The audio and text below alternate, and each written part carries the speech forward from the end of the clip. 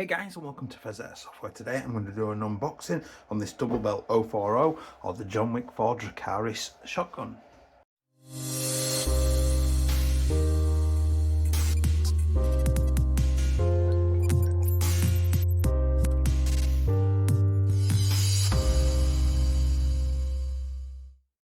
Hey guys, and welcome back. If you do enjoy this content today, please do consider liking, commenting and subscribing, because those interactions help me get seen by the YouTube algorithms. That helps the channel to grow. If you want to support the channel a little bit more, all of my socials are linked down below on my link tree.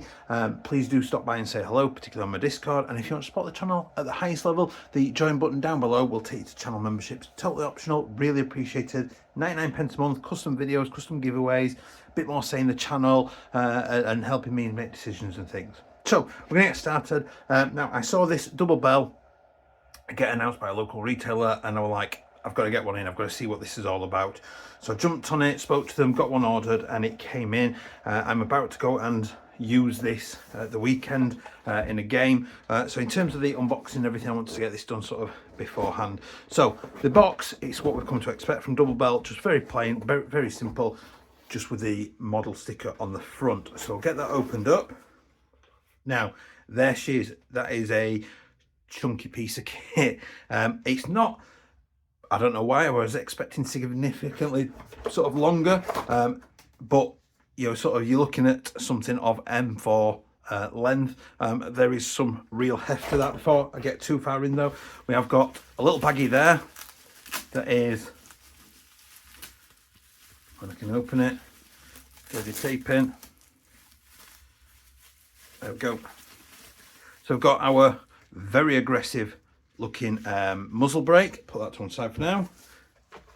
And we've got our ambidextrous charging handles, which we'll have a look at in a second. And then I'm pretty sure, there it is, hidden underneath is this, which I can only describe as a birther of a mag. Look at the size of that. I will do some size comparisons shortly as we progress. I'll get those out of the way for now.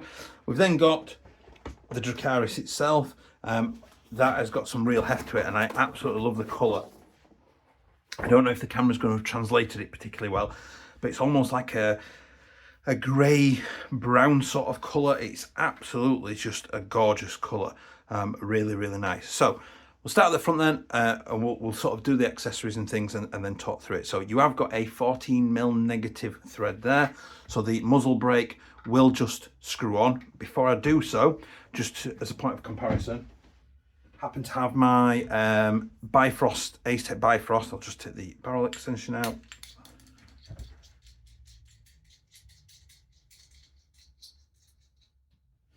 So as a point of comparison, the Bifrost is a very similar length and very similar looking. So it's not going to look out of place to run one of these on the end instead of that if you did want to run the sort of trace sort of setup. So that is the muzzle brake. So I'll chuck that on. So that's just a negative thread. Now, those of you who are keen-eyed will have noticed that is a single barrel. So don't forget, a negative thread means that it tightens on opposite to what we are typically used to. Things, just give that a little nip tight. We've then got two little charging handles with screws and an Allen key or hex head to attach them with. So just going to put those on. So there's a screw already in there. You drop the screw down. I'll show you that properly.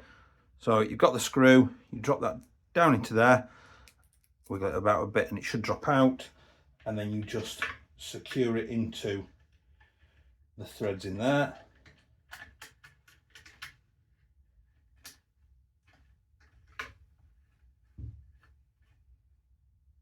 I'll flip it over and show you the other side. So we've got threaded hole right there. Just going to drop the screw in like that. Put the Allen key in, a hex head in, just to get it going. Find those threads. It should go in easily. If you are finding any resistance, then you're damaging some threads. Just be careful of that. I'll get rid of the little baggies. We're going to keep hold of that for now, and I'll explain why shortly. So now it's built. Return that to the front. That's quite satisfying. Nice.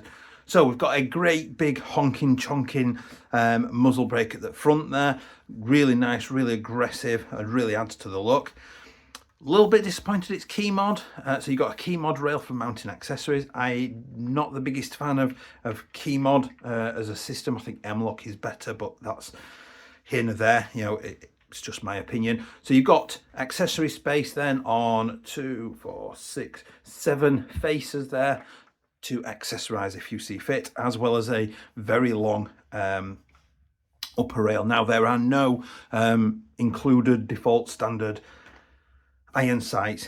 It is just a rail, so if you want sights you're going to have to add your own, but nice and solid, all metal assembly externally, really sort of quite chunky, really nice on the hands as well. You know, I am bare-handed. There are no particularly sharp edges, maybe a little bit between the rails there, but even then nothing that I'm going to cut myself on.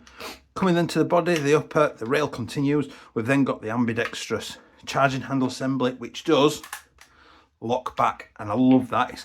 There is quite a nice click to it. It's still not as nice as an M14 AEG, but you know, nice there. We have got a rotary style hop, and that is a roll down to apply hop, which looks like fairly standard DB double bell hop unit that we've seen in most of their things, and it is releasable. You've got your bolt release there. So that isn't ambidextrous, just one-sided. So it clicks open, quite nice to do. We've then got a very large mag well there to accept the extended mag, and we can see in there the gearbox and hop unit. Now, a few people, when I got this, sort of the channel members asked about mags and things like that. They are proprietary mags, okay? So this magazine itself is approximately, get ready for this, 900 rounds. Now I'm really trigger happy, so I'm pretty sure I should only need one of these, but 2 would definitely cover me for even the sort of most trigger happy. Okay, so as a point of comparison, that's the top of the mag. I've got an M4 mag, so you can see that there is a look of it, but it is far extended out in front. The sort of from that point forward, backwards, it is similar.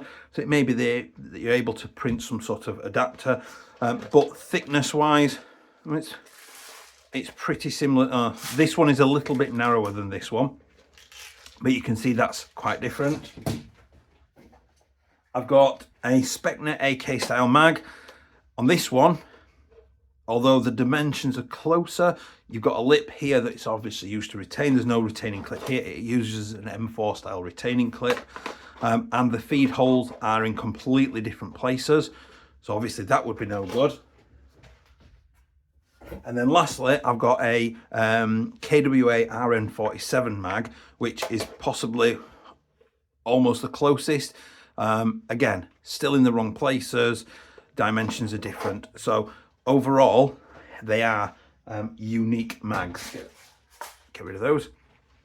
It is a high cap, so we do not put BBs in there, they come out of there only. We flip this little hatch open, we pour our excessive amounts of BBs in, and there is a winding wheel underneath. Now it is just nicely, not quite flush, it's just protruding slightly, which is really nice and convenient to get your finger on to wind it, or a glove finger on, and then it just slides up and into the magwell, which has got this sort of flared plastic cover on it, locks in place nicely, a little bit of side-to-side movement, and then our mag release just drops it straight back out again without any problems at all.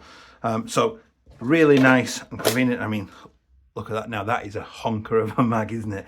Well, everything's thick and chunky. So moving back then into the low receiver, no, it is not a 3-shot burst, unfortunately, which is quite sad. So it is safe, semi, auto. So it is effectively just an AR inside, a typical AR AEG internally. It has got ambidextrous fire selectors. We've got the Gen-12 marking on there. We've also got some markings on the magwell as well. The pistol grip is excessively comfortable, and it has got the kind of adjustment screw I like, the large chunky flat head style that those are really good for adjusting the motor up or down to get that sweet spot. We've also got the enhanced oversized trigger guard as well, so not only can my chunky hands get in there, but my chunky hands in gloves are really convenient and comfortable, and all the cornering is really nicely rounded off, so there's nothing really to sort of cause aggravation or rubbing or anything. So nice and solid. Coming to the back, it would have been nice to have a sling plate there. Beggars can't be choosers. We've then got our adjustable stock that we just click up to adjust. I'm guessing 5 or 6 position, we'll check that in a second. Now the real issue with the stock here, we have got a QD point there and there, so you can attach like quick release sling point. You've got a loop there that you can get a sling through there, which is also a possibility. Getting the stock off though, unfortunately, you know, as full disclaimer, I did have this out of the box a little bit before the unboxing just to check things over.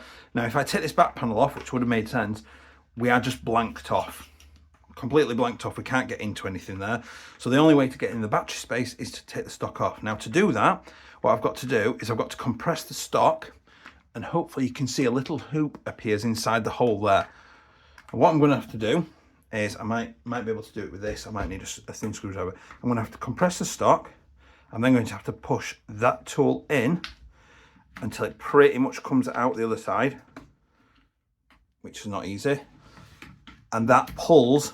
Might need to push it a little bit. You know what, let's go for my screwdriver, because I know this works better. So I'm just going to push my screwdriver in there, pulling down on that hoop, at which point then it locks the connector out.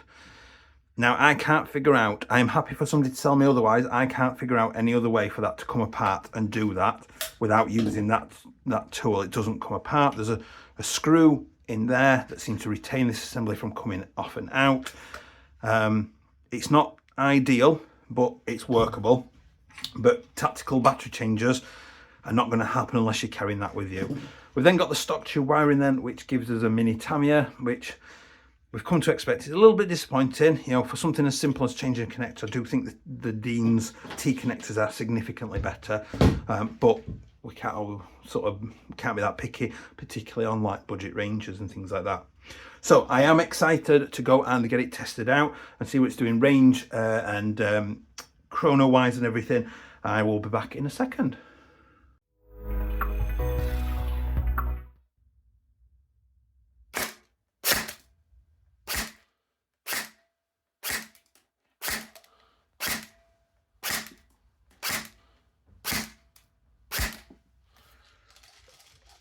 Quite a tight grouping.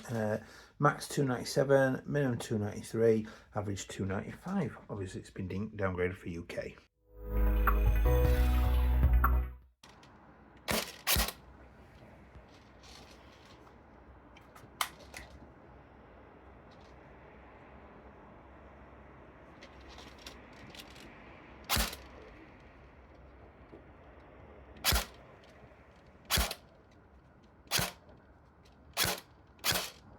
Wow.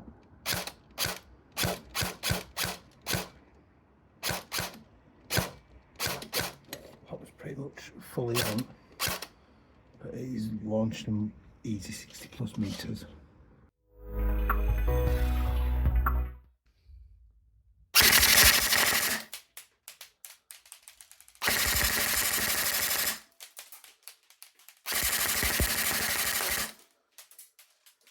So about 12 rounds a second.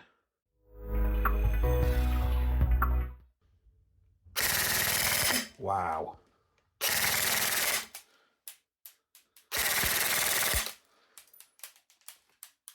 Rounds a second. Okay, so I am back then from the chrono and range and everything. So we'll start with range.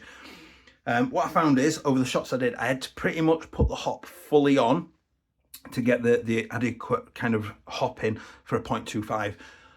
But Lord, was it absolutely flying them out. I'm going to say 50 plus meters. I actually think it was over 60 meters. It was really pinging them out there. As I was getting towards the end of the shooting test, I did notice that they were starting to curl up more and more, which probably means that whatever was in the barrel and on the hop rubber has sort of been cleared through. I'm guessing I'll probably have to turn the hop down, and I'll try and remember to put some text across the bottom once I've skirmished this at the weekend, just to confirm if that was true or not. But range, really, like, wow, this was fantastic. In terms of chrono, do not forget that this has been made ready for the UK markets. So we were sort of getting about just under 300 FPS with no hop applied with a 0.2 gram BB. Now, that is not what you would technically get if you're buying this for in Europe, for example. I would expect it to be between 380 and 400 FPS directly from the factory. So mine is literally just the UK one, and that will be dependent on your retailer and the spring that they put in it and so on and so forth. So obviously take that with a pinch of salt and understanding. In terms of the rate of fire then, 7.4, we're getting about 12-ish rounds a second, really respectable, nice and steady way. Don't forget, it only takes 1 BB to take somebody out. And in terms of an 11.1, it really came alive then with a sort of 20-ish rounds a second. And it felt like it just sort of come alive at that point. I was just like, woo. I am disappointed that it's not 3-shot burst or triple barrel or anything like that. But it does look cool. I don't think my camera does it justice for how nice it sounds. It's still not as buttery smooth as the double bell 416 that I had before, but it is smooth and it does sound like it's relatively well tuned, to be honest. It really ticks over nicely. There's no labour, there's no real scratchiness and things. So I'm quite looking forward to using it on site and things. A little bit disappointed with the stock. So let's have a look at batteries, and then we'll have a look at gloved operation as well.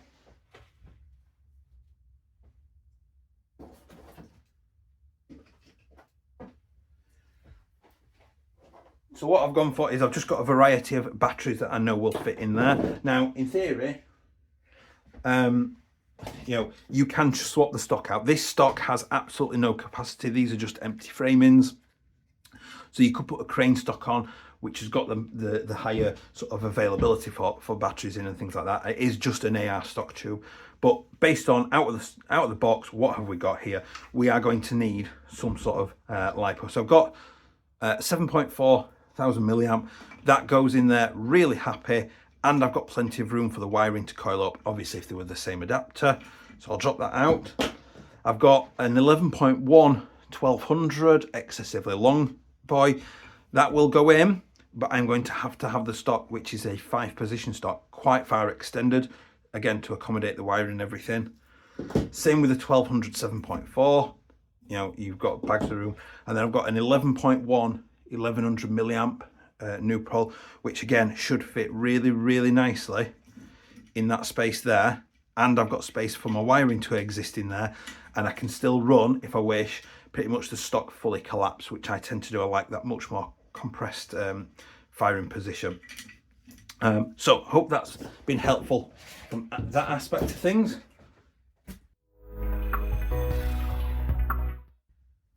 We shall move on to the gloved operation. So thanks again to the guys on my Discord for suggesting this. I appreciate it.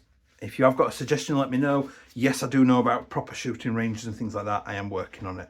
So in terms of this then, I can definitely get that muzzle brake on and off with ease. I can definitely operate the charging handle. I can operate the hop unit. Again, actually, I've got a little bit more feeling of that, what it's doing without the click. There is a tactile feel to that I know what it's doing. Easily enough. The mag, you know, nice and easy, dropping it in and out. The selector I can definitely do. The stock then and battery, that's another story. So slide that out there, get the connector in, get the stock on. To be fair, it's probably as easy, provided that I'm carrying a tool such as this. Drop that in, screwdriver in, screwdriver out, and I have been able to change the stock and adjust it and get it to my desired position pretty quick. Actually, do you know what? I think the first one out is the right place. So, gloved operation, nice and easy to do without any issues. So finally then, obviously there's a little bit of wobble in the mag. There's a little bit of wobble as you would expect sometimes from the stock, because obviously it's got to be loose enough to free moving. But other than that, there's no real movement, there's no tweaking. That's a nice feature. You know, that doesn't move at all. It's all really solid, and really it feels really, really well built, immensely well built actually.